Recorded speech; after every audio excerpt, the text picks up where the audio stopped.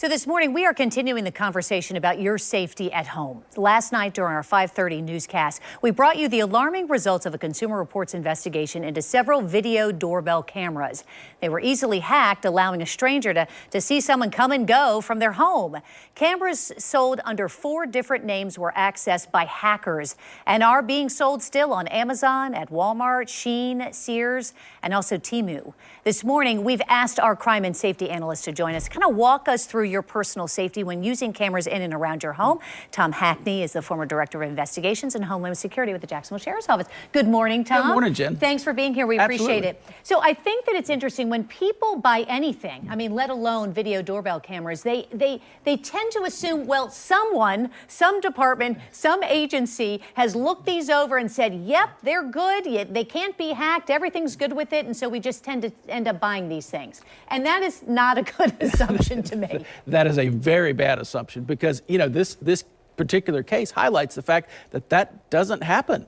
And, you know, sometimes cheap is more than just what you're paying for. And these really highlight that. And the fact that they're still for sale, that's pretty alarming. So the Consumer Reports investigation found that the doorbell cameras that were easily hacked are made by the same company in China, and all of them use the same app called AWIT. So we want to just pass that along to you. We've got some images of those examples of those video doorbell cameras that are being warned right now, posted on news4jax.com. So really the question is, when you think about something like this, you know, people might turn away from buying a video doorbell camera because now they start getting nervous. But these cameras can actually be beneficial when it comes to personal security of your home, at least. Oh, yeah, without a doubt. And we love, from law enforcement standpoint, we love the fact that they're there for folks because it adds that extra bit of just protection there because you know who's coming to your door.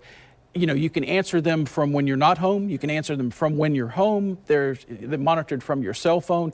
They just provide a whole lot of information to you as long as that's secure. You know, when somebody else has the ability to take a look at that, it certainly opens some exposures. Well, and it's interesting because, you know, I mean, the reality is there are parents who have teenagers who are older who maybe because the parents are working, the kids are coming home, you know, on their own.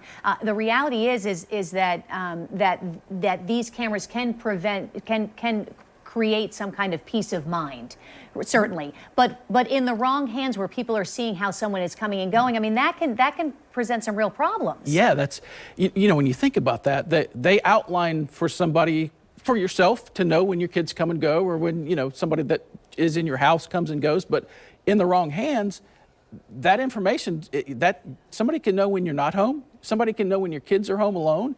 That's dangerous information to have, that somebody that you wouldn't want that to have. And you know, the vulnerabilities that these cheap cameras have, that exposure, something really people should kind of take those off, put those away, and not use something like that just because of that vulnerability. Well, and doing your research ahead of time is so important as well about those products. You know, it's amazing, a simple Google search, what that will reveal if other customers have had problems or found this to be an issue. Tom, setting aside video doorbell cameras, would you remind our viewers about what they need to do anyway about when it comes to safety, you know, walking in and leaving their homes? So, you know, in our world, attached to that cell phone, it's bad. It's the time that you're really the most vulnerable, both kind of coming and going. You know, on the way out, you're thinking about traffic, you're thinking about the weather, you're thinking about work and what you have to do, and your attention is really diverted from what you should be doing, is having your head up, watching your surroundings, looking to see if there's anything that's out of place, you know, making sure that if your car's unlocked when you got there, when you locked it, just keeping your head up and kind of on a swivel looking around. And then the same thing when you come back home, it's the same thing. You're tired from your day or you know, you've got so many things on your mind. You really need to put that down and focus on, well, what's the business at hand right then. And it's coming home. Is everything like I left it? Is my door open?